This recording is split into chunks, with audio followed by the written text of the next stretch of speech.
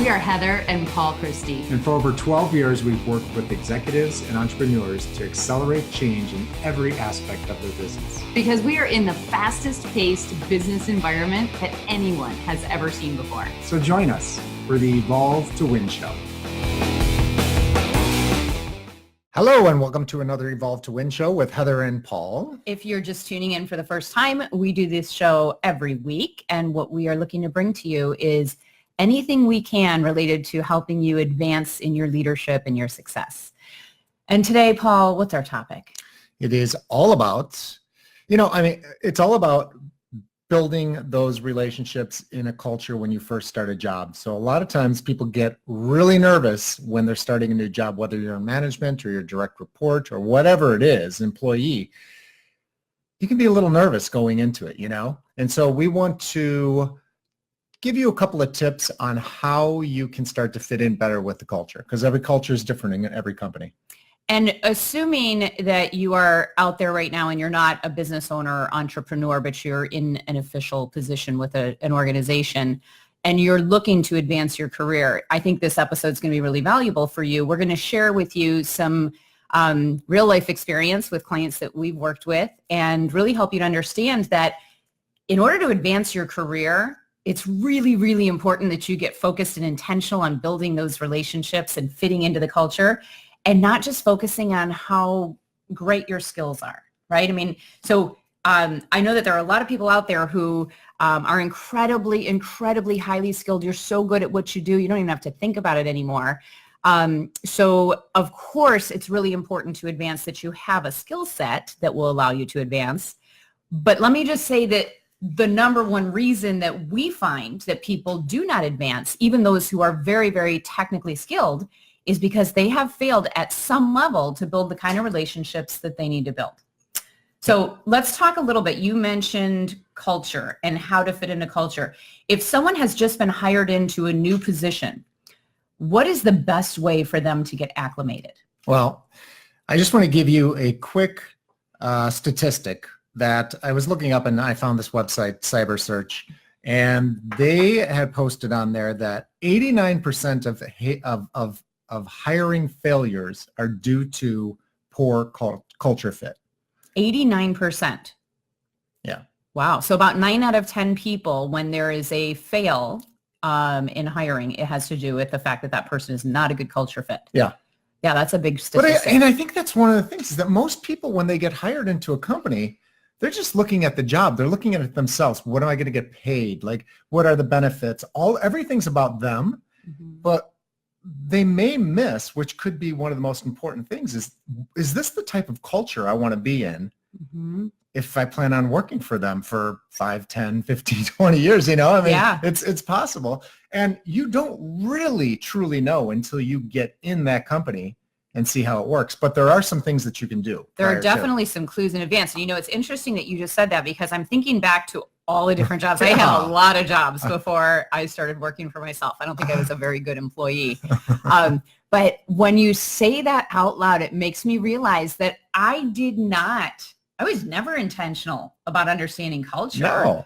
I was more interested in how do I land this job versus like me interviewing them to really understand what their culture is like and is it going to be a good fit.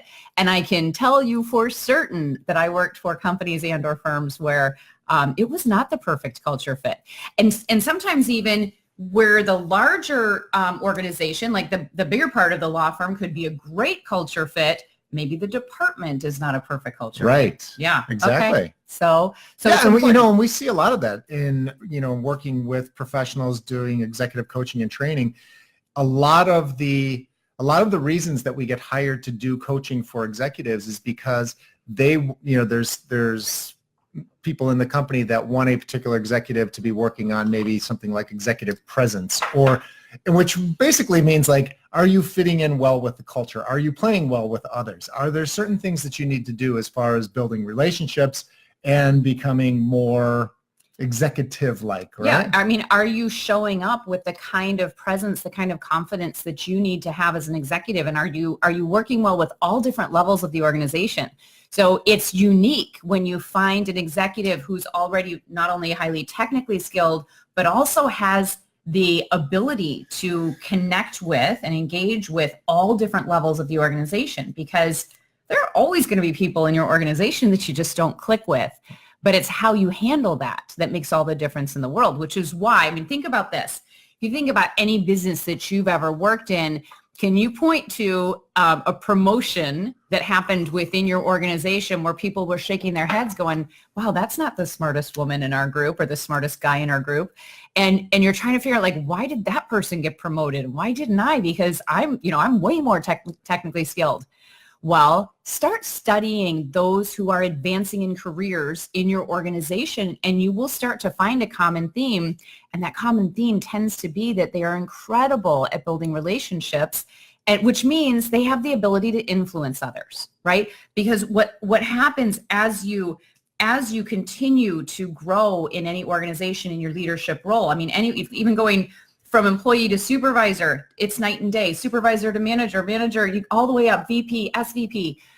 More and more, you're responsible for leading others and influencing others, not just getting the work done yourself. So a lot of times when we work with executives on executive presence, at times it's about helping them to delegate and lead others at a higher level so that they can be in that position to do what's most important in their world. Right. So let's just take a step back. So let's say any of you that are on right now with us, that you are looking for a new job, and what are some of the things that you should do prior to finding out or trying to figure out if this is going to be a good culture fit for you? So because just taking one step back on the culture fit, you were bringing up your experience. I know mine as well. I never looked at the culture. Never. I mean, it was always about how much I was going to get paid. And, and if I knew somebody there and they said, yeah, it's a good company, you'll like it here, whatever. But did it really fit who I was and who I am? And so because it's a lot easier when it does. Yeah, right? Totally. And I think there's a lot of reasons why people are miserable in their jobs. A lot of it isn't the technical part, the skill of their job. It's the culture of the business or what's allowed to happen in certain businesses that shouldn't be going on. And some things. So I want to just give you a couple of things. So one, when you're out looking for a job and you're looking at a company, definitely do your homework. There's so many different places now to do your homework. I mean, of course, you can go on LinkedIn, right?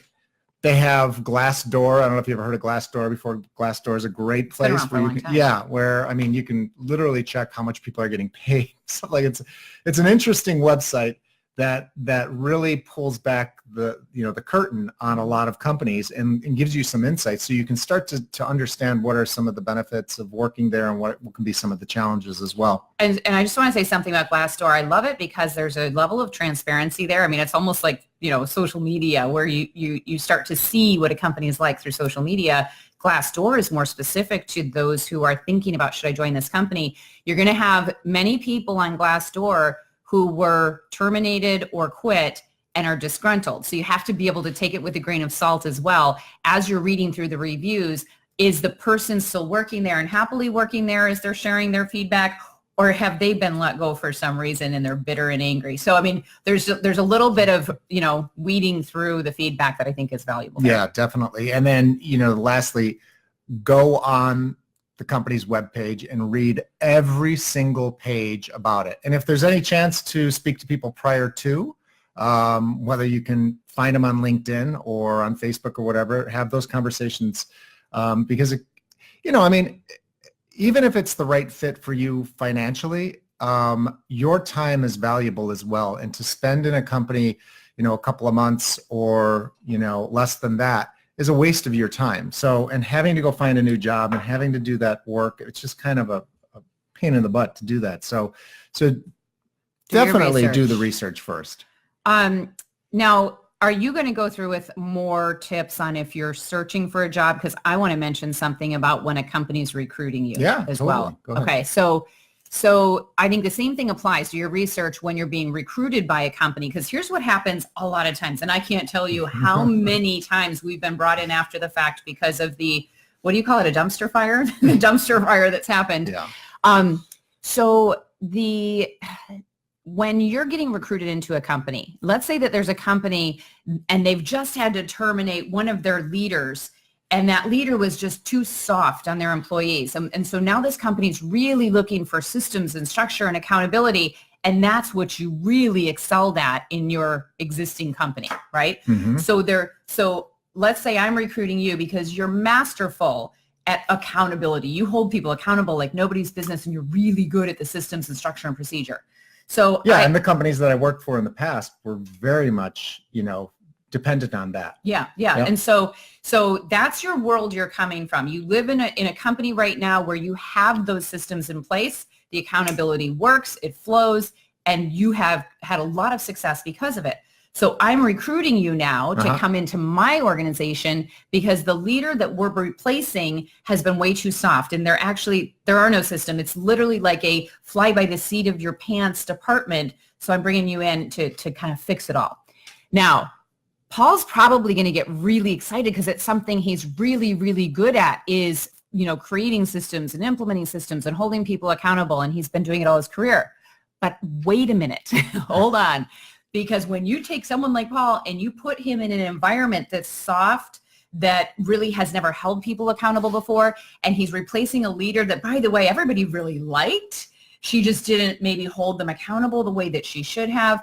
Now Paul's got a real mess on his hands if he's not very, very intentional about understanding the culture and developing relationships before he dives in and starts cracking the whip and holding people accountable.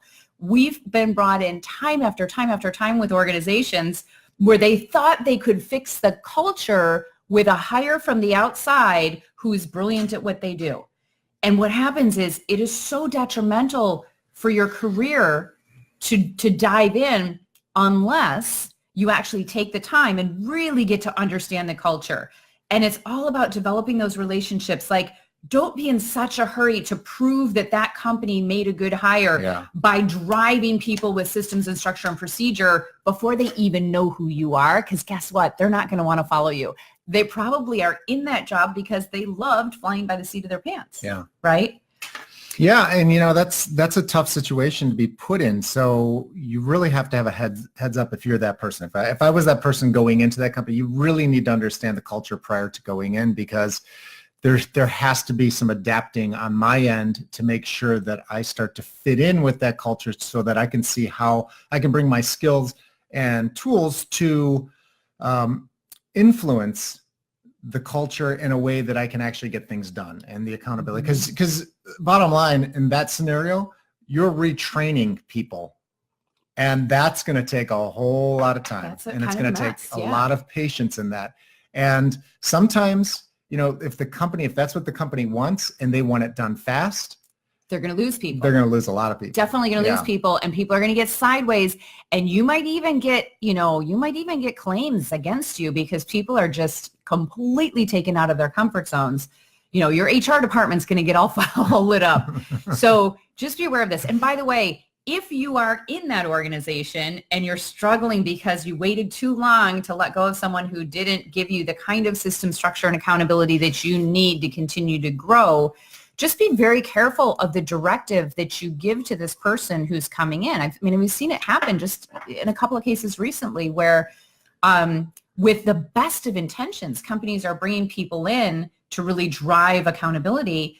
And so the person comes in and goes like hard and fast at it and makes a lot of people upset. And then some people leave and they're key people. And it's like you kind of had to know that was coming. So if you are going to try to have a culture shift because you're bringing in an outside executive, an outside leader, really allow them the space and the time to be able to develop those relationships, because it's the relationships that will get people behind them and get people wanting to follow them. If they just start with the systems, trust me, there's nobody who's going to be jumping up and down to follow a new leader if there's no relationship. Right. There. And so our tip one was do your homework. So do the research first. Go on LinkedIn, go on Glassdoor, read the web page, every page of it, talk to as many people as you can. The second one is just what we were talking about, more adapting, more being friendly and sociable and really fitting into the culture at first. Don't come in like a bull in a china shop and try and make the culture fit the way that you've been trained in your, whatever job you're coming from. So really fit in first, Find out how you can influence people. And I think just understanding the culture and what you're dealing with is really a huge step. Yeah, like interview people, ask a lot of questions, find out what they like about the organization, find out what their biggest frustrations are. Because here's the thing, if you want to prove yourself, whether you've just been promoted from within or whether you're coming from outside of an organization, if you want to prove yourself, the fastest way to do it is build your coalition. Like find those people who are influential within the organization, find out what frustrates them, and help develop the fix for that. And usually the things that frustrate people are the things that you are hired to fix anyway, right? So you let them know that you're kind of on their team, right? And that's part of I think the way to get into someone's heart, right, is to just really listen and find out what's going on in their world. Yeah, and remember, I mean, culture is usually comes from the top down, unless it's been completely ignored and the employees now create the culture.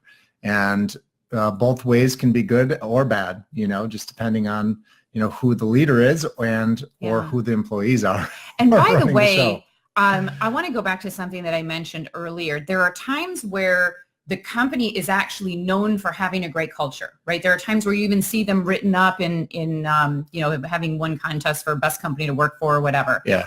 But just because you see that as, in terms of the company as a whole, there are times where certain departments, because of their leadership, have a culture that's different from the organization as a whole. So definitely continue to do your homework, not just on what's the word on the street for the company overall, but what's the word on the street in the department that I'm headed into. And sometimes, I know you're going to find this crazy, sometimes there's a stated culture and it's written on the website and it's like painted up in the right in the foyer when you walk in, right. They got the really, mission statement. They have it all going on. Yeah, it's all written up there. Don't take that at face value, because just because there's a stated culture on the website doesn't mean that the employees actually know what that is. So I would still continue to ask those questions. Yeah, and also just to kind of finish up on that, and I know Carrie had typed in, how do you recommend researching a company if their website is not up to date? Is Glassdoor the best way to go?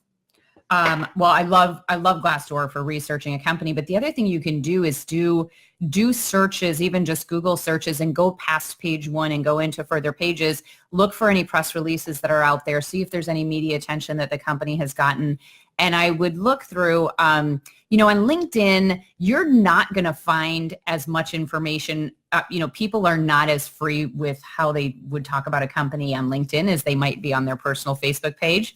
So you can always find somebody on the LinkedIn page and see if you can find them on Facebook and see if that's public as well, and just find out if there's anything there. I mean, that you can definitely do a lot of research these days that you could never do before. Yeah. I would find out too, by the way, what are the biggest clients of the company that you're looking for, and do a little research on them as well, and see if you have any connections with people who are actually either clients or vendors of that company, because that's a great way to figure out what the reputation of an organization is. Yeah, and so just remember, I mean, the culture fit is so important to really save your time and effort in finding a new job, or if you're already in one and you're having challenges working within the culture, sometimes it's just not a good fit. And sometimes it's a costly sometimes mistake. You just need to move. Right? Yeah, it's a costly mistake. If you're, especially, the higher you go in your career, if you end up making the leap and going to a company, you want to take longer for every step higher you go, right? Yeah. Because if you make that mistake and you're at a VP level, an executive VP, SVP level, we just had it happen with one of our other clients. Now, this guy will not only he'll land well because he's just that good, but he didn't realize until late that it was the wrong culture fit. So there was a lot of commotion, like a lot of turmoil within the organization with the new hire and getting up to speed and new policies and procedures only to be undone. So it hurt him, it hurt the organization. Got it. And so to finish up with this, we already covered the third point. So the first one was do your homework. The next point was be friendly, sociable, talk to people, find out who influencers are, and just build those relationships. And then the third one is, just be engaged. That fitting into a culture in a new company it can be a long-term process. So make sure you go to some of the functions that are available there. Go out to after work with people, get to know them. Even if you don't want to. Yeah, even if you don't want This to. is important. Yeah. And, so go to those parties, go to conferences if they have them. So just stay engaged, and not just for the first week or the second week or the first 90 days. It may be 6 months, a year that you're really being engaged just to fit in as well as you can. Take people to lunch too. Yeah. I mean, if you can take people to lunch, not just within your department, even cross-department, you're going to find a lot of great information if you start building those relationships cross-functionally as well. Yep. Well, thank you. We hope you enjoyed another Evolve to Win show with Heather and Paul, and we will see you next week. And if you haven't connected with us yet, you can go to heatherchristie.com, sign up for our leadership list where we provide lots of different resources for you. Great to be with you today. Have a good one.